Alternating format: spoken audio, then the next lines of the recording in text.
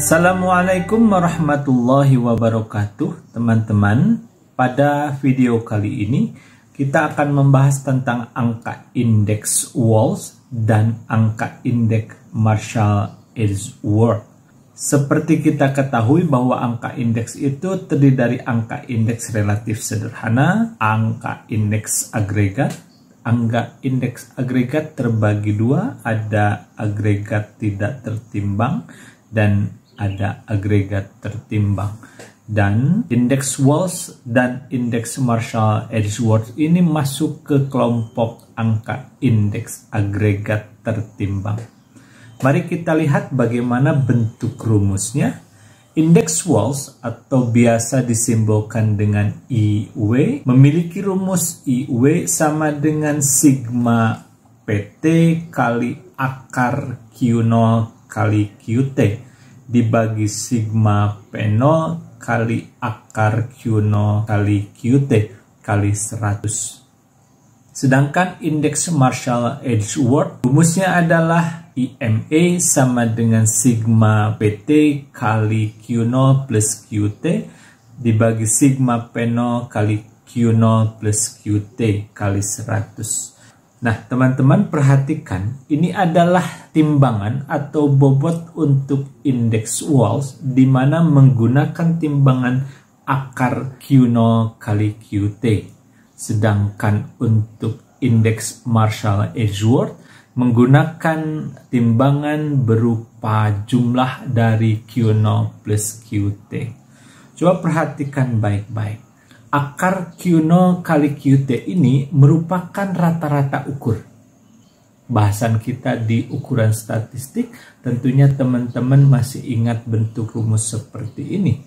U sama dengan akar N kali X1 kali X2 sampai dengan Xn. Sedangkan untuk Q0 plus QT sebenarnya ini merupakan rata-rata hitung atau arithmetic mean. Di mana rumusnya adalah X bar sama dengan 1 per N kali sigma XI. Ingat ketika kedua bagian baik yang menjadi pembilang maupun penyebut dikalikan dengan setengah kali Q0 plus QT karena ada dua data di sana, maka bagaimana jadinya? Ini bisa disederhanakan kemudian menjadi bentuk Q0 plus QT dibagi Q0 plus QT juga ada di bawahnya, secara matematis biasa bisa diselesaikan. Nah, jadi ingin ditekankan bahwa untuk indeks Wallace dan indeks Marshall-Edgeworth ini menggunakan timbangan berupa rata-rata ukur atau geometric mean dan rata-rata hitung atau arithmetic mean. Kapan ini digunakan?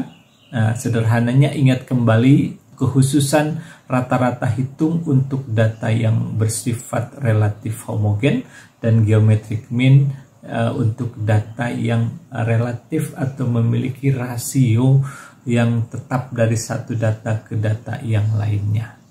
Jadi nanti memerlukan data yang lebih banyak, dan kalau teman-teman misalnya ada perbandingan taruhlah jumlahnya 40 sama 80, itu rasionya 2, berarti itu lebih baik pendekatannya dengan menggunakan indeks Wallace karena pola datanya adalah rasionya tetap, apalagi nanti akan ada data ketiga, misalnya yang pertama 40, kedua 80, kemudian yang ketiga 160, itu pakai rata-rata ukur.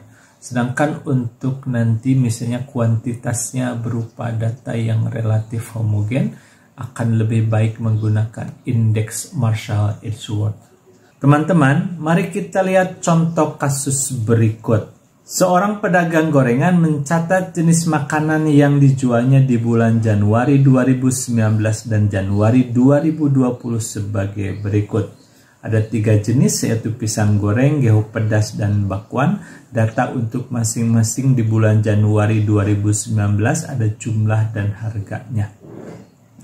Jumlah pisang goreng terjual adalah 3.575 dengan harga 1.050. Gehu pedas terjual dengan harga 1.350 dan jumlahnya adalah 2.750. Bakwan terjual sebanyak 3.250 dengan harga Rp750. Sedangkan pada bulan Januari 2020, pisang goreng yang terjual adalah 3.450 buah dengan harga masing-masing 1.250. Sedangkan gehu pedas terjual 2.250 dengan harga 1.500 dan bakwan sebanyak 2.750 dengan harganya adalah Rp1.000. Tentukan indeks harga penjualan tersebut untuk bulan Januari 2020 dengan waktu dasar Januari 2019 menggunakan indeks Walsh dan indeks Marshall-Edgeworth. Nah, bagaimana mengerjakannya? Pertama, dari kasus yang kita peroleh, kita akan memiliki data sebagai berikut. Jadi, karena waktu dasarnya adalah Januari 2019, maka harga dan jumlah di bulan Januari 2019 kita jadikan sebagai waktu dasar, yaitu menjadi Q0 dan P0. Sedangkan untuk Januari 2020, karena itu indeks yang akan dicari, maka kita jadikan sebagai QT dan PT. Untuk mencari indeks harga Walsh, maka kita akan pakai rumus IW sama dengan sigma PT kali akar Q0 kali QT dibagi sigma P0 kali akar Q0 kali QT kali 100. Kalau kita lihat dari rumusnya, berarti kita butuh harga sigma PT kali akar Q0 kali QT dibagi sigma P0 kali akar Q0 kali QT. Untuk memudahkan perhitungan, mari kita lihat bantuan dari Microsoft Excel berikut. Teman-teman, karena kita membutuhkan data sigma PT kali akar Q0 kali QT dan sigma P0 kali akar Q0 kali QT, berarti pada tahap awal kita cari dulu nilai untuk Q0 kali QT. Berarti ini adalah perkalian antara jumlah yang terjual pada waktu dasar. Di sini adalah 3.575. Kita kalikan dengan jumlah pada waktu ke T, yaitu 3.450. Maka kita peroleh hasil ini. Nah, untuk gehu pedas dan bakwan juga sama. Kita copy saja, maka diperoleh hasil-hasil seperti ini. Karena di rumus yang dibutuhkan adalah akar dari Q0 kali QT, berarti hasil sebelumnya, misal untuk pisang goreng tadi, hasil perkalian Q0 kali QT-nya adalah 12.333.750. Berarti kita cari akarnya. Ini pakai fungsi square root atau SQRT. Jadi hasilnya adalah 3.511,94. Kita copy ke bawah seperti ini hasilnya. Kemudian kalau kita hitung, nah berarti sekarang kita, karena kita membutuhkan data dari sigma PT kali akar Q0 kali QT, berarti ini PT itu adalah harga pada waktu ke T. Ini untuk pisang goreng adalah 1.250. Kita kalikan dengan hasil pengakaran dari Q0 kali QT tadi. Maka ini hasilnya. Dan kalau kita kopikan adalah sama. Nah, dalam hal yang sama kita kalikan juga dengan harga pada waktu dasar, yaitu Rp1.050 dikalikan dengan hasil pengakaran tadi, yaitu ini, maka hasilnya adalah 3.688.541,10. Kita kopikan, dan kalau teman-teman selanjutnya cari jumlahnya, ini akan diperoleh jumlahnya adalah 11.110.697,96. Kalau kita kalikan, ini hasilnya adalah 9.200.000 287.797. Berdasarkan hasil yang kita hitung di Microsoft Excel tadi, mari kita masukkan. Berarti kita tadi ada data Q0 kali QT, datanya ini.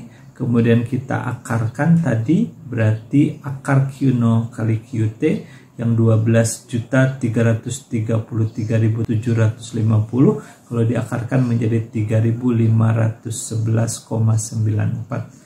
Untuk gehu pedas 2487,47 dan untuk bakwan adalah 2989,57. Kemudian kita kalikan dengan PT atau harga pada waktu ke T, maka hasilnya adalah 4.389.929,88 untuk pisang goreng. Ini untuk gehu pedas dan ini untuk bakwan. Kalau kita jumlahkan semuanya menjadi 11.110.697. Sedangkan untuk perkalian dengan harga pada waktu dasar ini 3.687.541,10 untuk pisang goreng, dan ini untuk gehu pedas dan bakwan, dan kalau kita jumlahkan menjadi 9.287.797,59. Kalau kita substitusikan kepada rumus ini berarti sama dengan 11.110.697,96 dibagi 9.287.797,59 kali 100. Ini adalah 1,196268313 kali 100. Berarti ini adalah 119,62681313 dan seterusnya. Jadi pada akhirnya kita peroleh indeks Wall sebesar 119,63. Ini mengartikan bahwa karena indeksnya di atas 100 berarti kita menemukan kesimpulan bahwa harga pada bulan Januari 2020 telah meningkat sekitar 19,63% dibandingkan dengan waktu dasar yaitu Januari 2019. Lalu bagaimana untuk indeks Marshall-Edgeworth-nya? Mari kita lihat bahwa rumus yang dipergunakan untuk menghitung indeks IME adalah sigma PT kali Q0 plus QT dibagi sigma P0 kali Q0 plus QT kali 100. Berarti kalau kita lihat harga timbangan atau bobot yang dipergunakan, kita memerlukan data Q0 plus QT. Ini adalah penjumlahan dari kuantitas pada tahun dasar ditambah kuantitas pada tahun ke T. Jadi untuk pisang goreng berarti 3.575 ditambah 3.450. Berarti jumlahnya adalah 7.025. Sedangkan gehu pedas adalah 5.000. Ini adalah 2.750 ditambah 2.250 dan bakwan sebanyak 6.000. Setelah kita mendapatkan rumus ini lebih simpel dibandingkan dengan indeks Walls karena langsung bisa kita kalikan dengan masing-masing harga pada tahun ke T dan harga pada tahun ke 0. Kita cari terlebih dahulu perkalian antara harga pada waktu dasar dikalikan dengan jumlah Q0 plus QT tadi. Maka ini diperoleh sebesar 7.376.250. Ini adalah 1050 kali 7025. Untuk gehu pedas berarti 1350 kali 5000 diperoleh 6.750.000. Untuk bakwan berarti harga pada tahun dasar 750 kali 6000 berarti 4.500.000. Dan jumlah seluruhnya adalah 18.626.250. Untuk PT kali Q0 plus QT berarti 1250 kali 7025 ini adalah 8.781.250 rupiah untuk pisang goreng. Untuk gehu pedasnya berarti 1.500 kali 5.000 ini adalah 7.500.000, dan untuk bakwan adalah 1.000 kali 6.000 berarti 6 juta. Kalau kita jumlahkan semuanya adalah 22.281.250. Kita substitusikan ke persamaan ini sama dengan 22.281.250 sebagai sigma PT kali Q0 plus T, dan sigma P0 kali Q0 plus T nya adalah 18.626.250 kali 100, maka diperoleh 1,196228441 kali 100 sama dengan 119,6228441. Maka diperoleh indeks Marshall-Edgeworth-nya adalah 119,62. Sama dengan hasil dari indeks Walsh tadi, ini kondisinya adalah di atas 100 indeksnya. Jadi ini telah terjadi kenaikan harga jenis makanan yang dijual oleh pedagang gorengan tadi. Nah teman-teman, kalau kita lihat indeks ini rumusnya seperti yang sudah disajikan di awal. Hasilnya adalah kalau dengan indeks Walsh adalah 119,63. Sedangkan kalau dengan indeks Marshall-Edgeworth-nya adalah 119,62 dan hasilnya tidak jauh berbeda. Teman-teman, meskipun hasilnya tidak jauh berbeda atau hampir sama di sini, ini karena batanya tidak terlalu banyak yang kita pergunakan untuk mengukur indeks ini.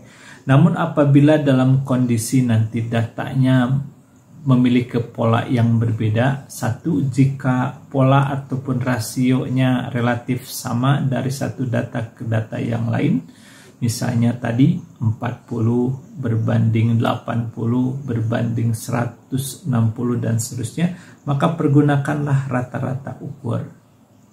Sedangkan untuk data yang relatif homogen, maka pergunakanlah rata-rata hitung sebagaimana ditunjukkan dalam penimbang di indeks Marshall-Edgeworth ini menggunakan rata-rata hitung atau arithmetic mean. Sedangkan untuk Walsh ini penimbangnya menggunakan rata-rata ukur atau geometric mean. Teman-teman, itu saja yang dapat disampaikan untuk kali ini tentang indeks Walsh dan indeks Marshall-Edgeworth. Jadi hal yang paling penting adalah teman-teman perhatikan rumusnya, perhatikan apa makna yang ada di balik rumus tersebut, tidak hanya sebatas menggunakan ataupun menerima begitu saja, tapi maknai dengan dalam, gali apa yang ada di balik itu semua. Seperti rumus tadi, kenapa ada penimbang atau bobot yang menggunakan pendekatan rata-rata ukur atau geometric mean, tapi ada juga yang menggunakan pendekatan arithmetic mean atau rata-rata hitung. Terima kasih banyak, mudah-mudahan bermanfaat bagi teman-teman semua. Jika teman-teman pandang bahwa apa yang kita diskusikan ini bermanfaat dan diperlukan oleh orang lain, silakan sebarkan kepada yang lain sehingga mudah-mudahan menjadi ilmu yang barokah bagi kita semua. Terima kasih banyak. Wassalamualaikum warahmatullahi wabarakatuh.